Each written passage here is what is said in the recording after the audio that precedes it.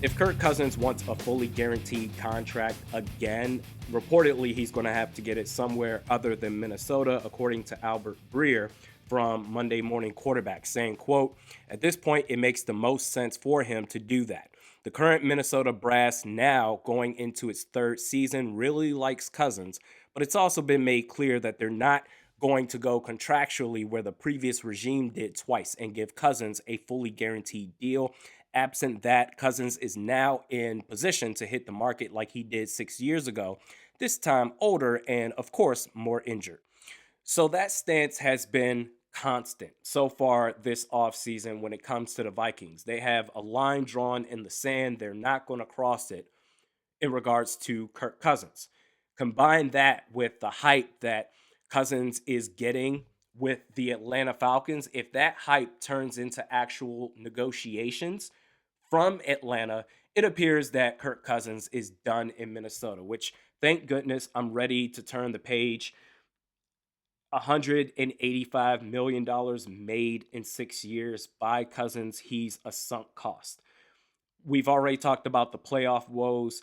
He's never made an all pro team in his career, never been a real MVP candidate outside of a couple of weeks, but not a true candidate for most valuable player at season's end. He's expensive because of his position and the market. The market says after a quarterback's rookie deal, you have to pay them damn near top dollar. They're going to be super, super expensive, very costly. And I understand that. But just because the market says that you have to pay a lot of money for said product, we, the consumers, we still have power as well. It's like fast food. I remember a time not that long ago, you could get a regular adult meal from any fast food joint for like $9.75, just under $10. Nowadays, it's at least 14, pushing $15. If my family and I go out to Wendy's, me, my wife, my two kids, 4 and 5 years old, two kids meals, two adult meals, it's at least $45 minimum. To where you're forcing me, the market says you have to pay this money. Okay, I'm not going to do that. You have priced me out of convenience. What do we do now? We go to the grocery store. We make food at home. And if we do go out to get food, if we're going to spend money anyway, regardless, we're going to go to a fancy steakhouse and pay top dollar for that. That's when it comes to Kirk Cousins. Why would you pay top dollar $45 million a year and expensive costs for a guy, a quarterback who still needs everything around him to be perfect? I'm so ready to move on and turn the page. In fact, I have this new rule of thumb when it comes to paying quarterbacks. Just like I had, well, not similar, but in a sense of the theory that I have with paying running backs is that you don't pay them beyond their rookie deal. You just don't. Running backs, they come a dime a dozen. When it comes to the quarterback position, I have a new hard line set. Unless they're a generational quarterback, say Patrick Mahomes, or an elite quarterback, hasn't won a championship, but they've won MVPs, they're in the MVP conversation. Lamar Jackson, Josh Allen, Joe Burrow, or there's so much talent there that you have to see it through, Justin Herbert, or in the case of the Packers, because Jordan Love sat for 3 years, he had a really good first season as a starter, you have to see it through. Unless you're one of those two tiers, the everybody else, the Kirk Cousins, the Derek Carrs, I think Tua Tagovailoa is going to be in that same category without Tyreek Hill. I'm good. No thanks. I'll start over. Hit the reset button. Go with another rookie quarterback. It makes no sense to pay all this money to one player that isn't going to make as much of an impact as other players in that same position.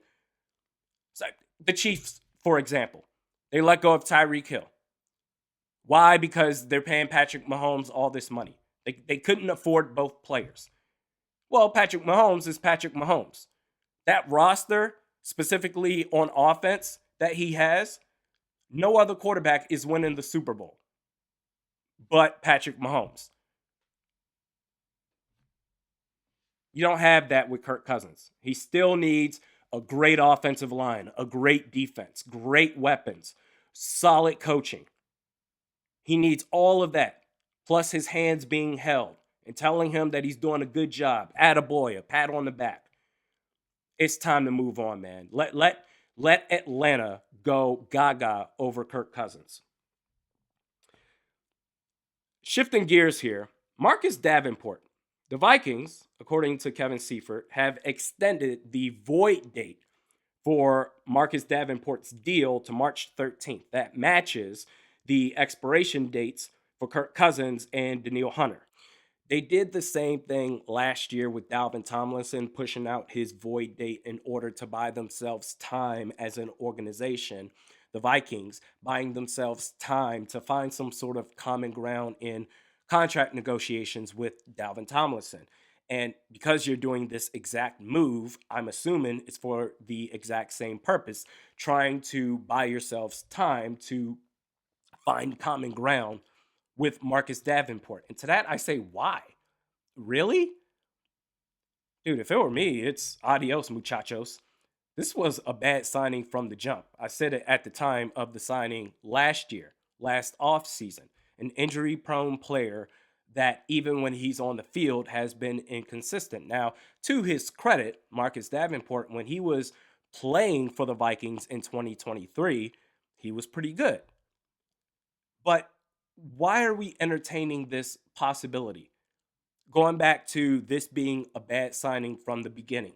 The last 4 years, Marcus Davenport has missed 26 games. Last season for Minnesota, after signing a 1-year, $13 million deal, Marcus Davenport missed 13 games. And you're considering bringing him back?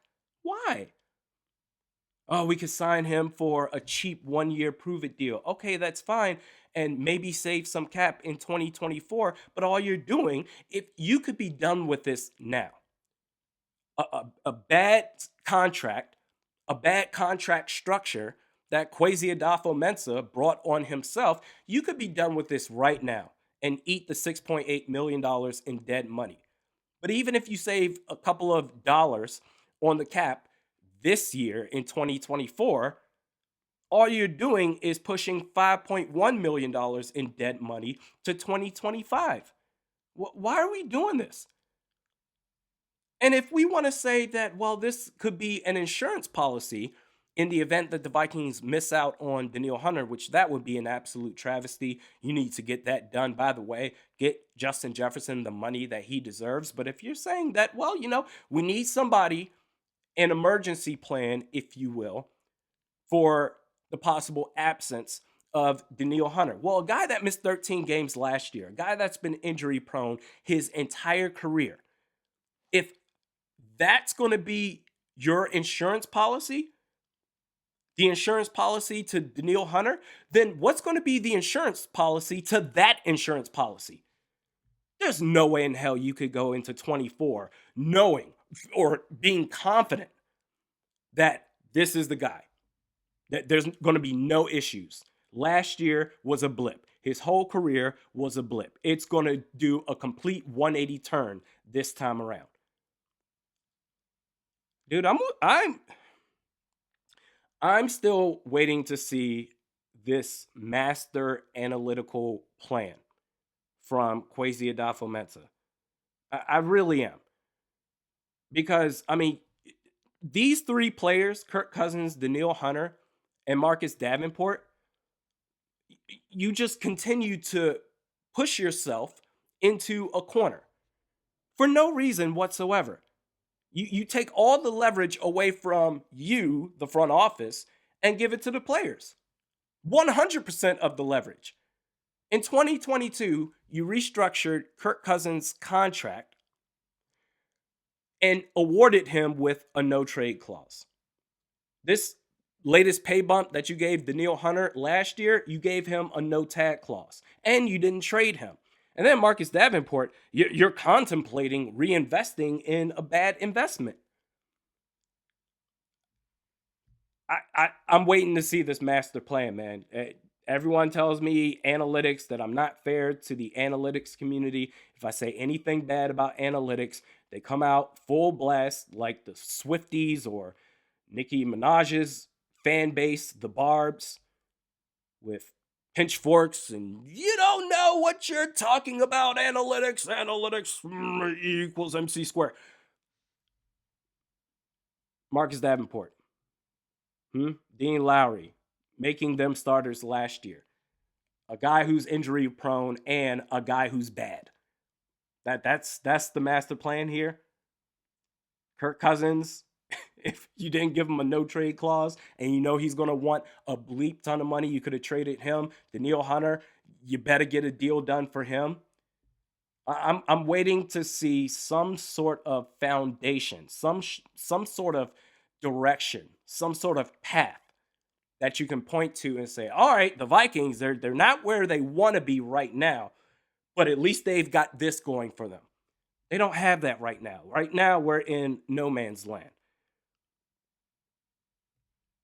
Marcus Davenport, bring back the Neil Hunter, because that way you protect the Vikings from themselves and having to even entertain the idea of bringing back Marcus Davenport. If Daniil Hunter is gone and your consolation prize is Marcus Davenport, oh, woo, okay, all right. There's renovations going on in my home currently, so that's why there's a different background. I'm hoping by tomorrow earliest, or worst case, the start of next week, I'll be back in my studio. But Vikings talk content still happening. Let's go.